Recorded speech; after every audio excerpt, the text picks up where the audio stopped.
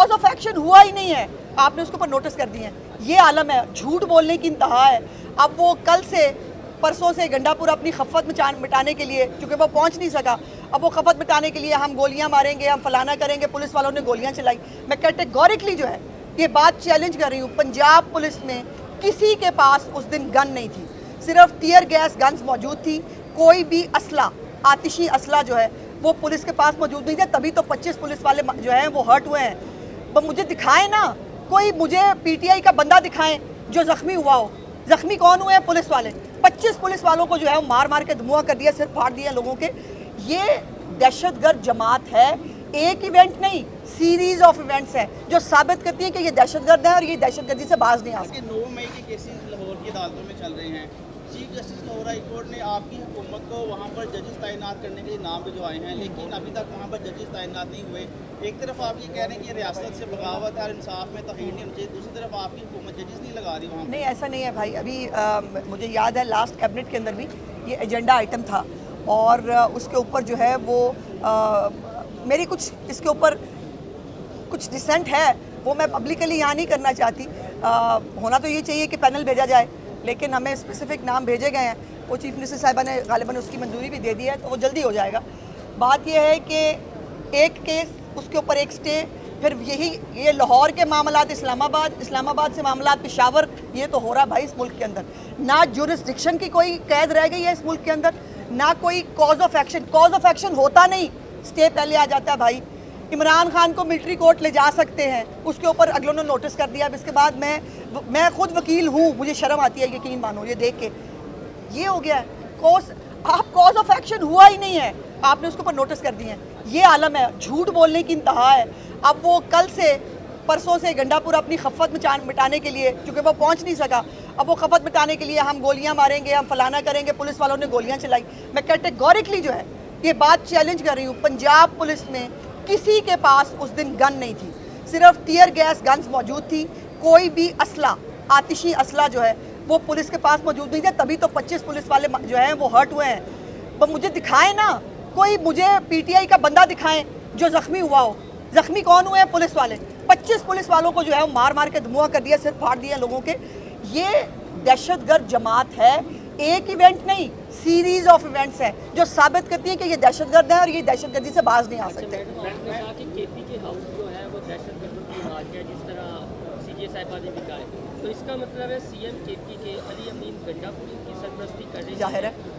और फिर ऑप्शन क्या है रियासत के पास? गवर्नर राज है, क्या है, किस तरह आप क्या सजेस्ट करती हैं कि अगर दहशतगर्द वहाँ हाउस में छुपेंगे तो ये तो देखिए मोहसिन, एज ए डेमोक्रेट मैं कभी भी गवर्नर राज की उसकी हमायती नहीं हूँ, लेकिन सवाल ये है केपीके में दहशतगर्दी की आग लगी हुई है, रोज़ दहशतगर्दी के वाक़यात हो रहे हैं, लेकिन जो नेहरू है वो बंसी बजा रहा है आराम से बैठ के, या वो टांगों पर टांगे रख के वो सस्ती सी अदाकारी करता है, वो वाहियात किस्म के सिर हिलाता है और वो गाने गुने टिकटॉक बना के वो जो है वो बच्चों को लड़ा के पाकिस्तान के पख्तूनख्वा के हमारे बच्चे जो हैं, जिनके हाथों में लैपटॉप होने चाहिए, जिनके हाथों में डिग्रियां होनी चाहिए, जिनके हाथों में जिनको बाइक्स मिलनी चाहिए, जिनके वजीफ़े होने चाहिए, उन सबको जो है आपने पेट्रोल पंप पे और पुलिस के साथ लड़ने पर लगा दिया और फिर आप इसको जंग बना रहे हैं।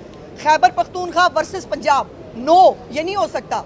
आप एक सूबे का वज़ीर आला हो के दूसरे सूबे पे लश्कर कशी करने आ रहे हैं, आप फेडरेशन को नुकसान पहुंचा रहे हैं। और राना सनाउल्लाह साहब का वो एक जुमला बड़ा इंपॉर्टेंट है कि ये पाकिस्तान को किसी हादसे से दो चार करना चाहते हैं, and I also mean it, ये दुरुस्त है।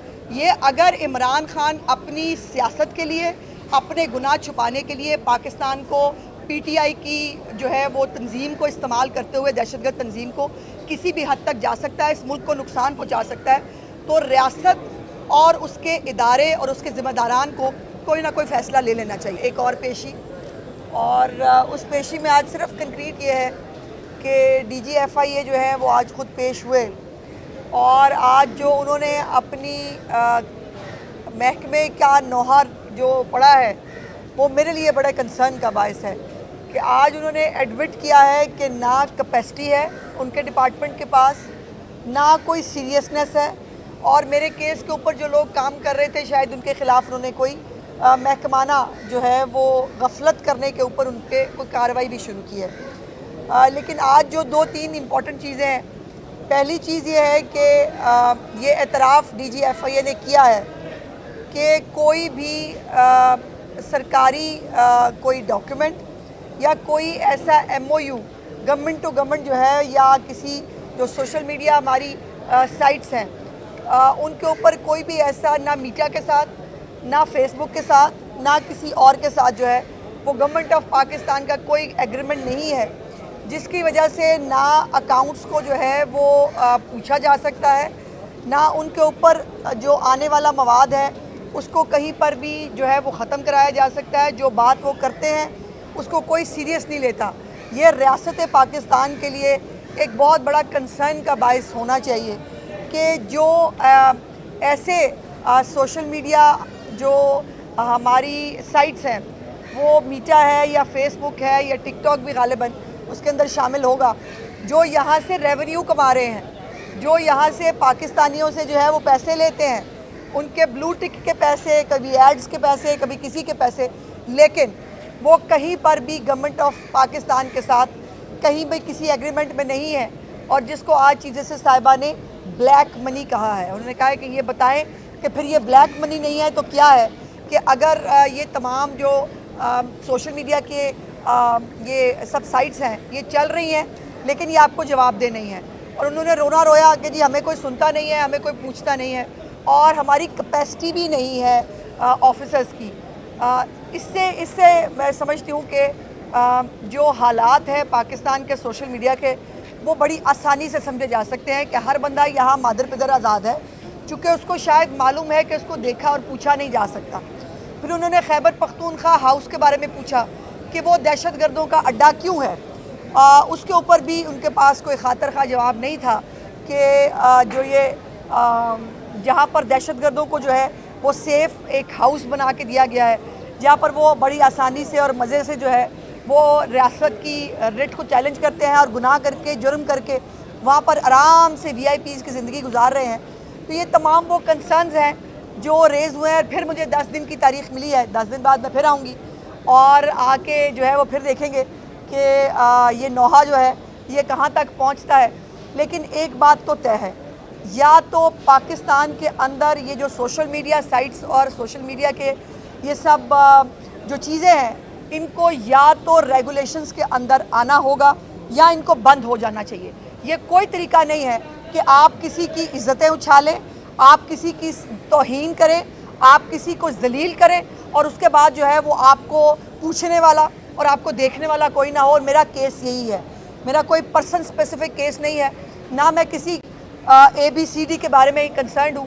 میرا آج بھی میرے وکیل صاحب نے بھی یہ گزارش کی کہ جی میرا سب سے بڑا کنسرن یہ ہے کہ جو مٹیریل فیک مٹیریل ڈالا گیا تھا وہ آج بھی ایگزسٹ کرتا ہے۔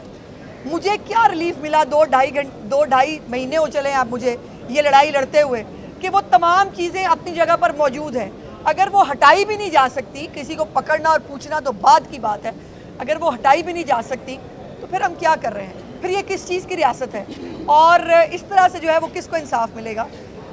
بہرحال جو کچھ لوگ ہیں جو ملک سے باہر سے آپریٹ کر رہے ہیں، اور بیسکلی یہ فتنہ جو ہے یہ ملک کے باہر سے آپریٹ ہوتا ہے، وہاں سے لیڈ ملتی ہے، وہاں سے لوگوں کو بتایا جاتا ہے آپ نے یہ کرنا ہے، اور اس کے بعد پھر وہ پروپیگنڈا سیل جو ہے ایک منظم کیمپین کی طرح کرتا ہے۔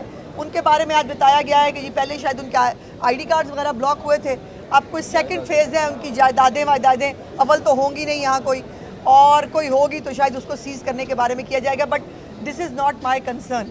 میرا کنسرن سب سے پہلا یہ ہے کہ جو فیک ویڈیوز پوسٹ کی گئی وہ آج بھی سوشل میڈیا پہ موجود ہیں، اور یہ میرے لیے سب سے زیادہ تکلیف دہ بات ہے۔ شکریہ۔ یہ بتائیں کہ آپ جب پہلے دن آئی تھی